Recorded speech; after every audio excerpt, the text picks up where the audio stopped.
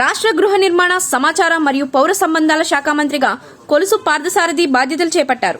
అమరావతి సచివాలయం 5వ బ్లాక్లోని గృహ నిర్మాణ శాఖ ఛాంబర్లో మంత్రిగా ఆయన బాధ్యతలు చేపట్టారు. ఆయన సతీ సమేతంగా రాష్ట్ర సచివాలయానికి వచ్చి పండితుల వేద మంత్రాల మధ్య కుర్చీలో ఆసీనులై బాధ్యతలు తీసుకున్నారు.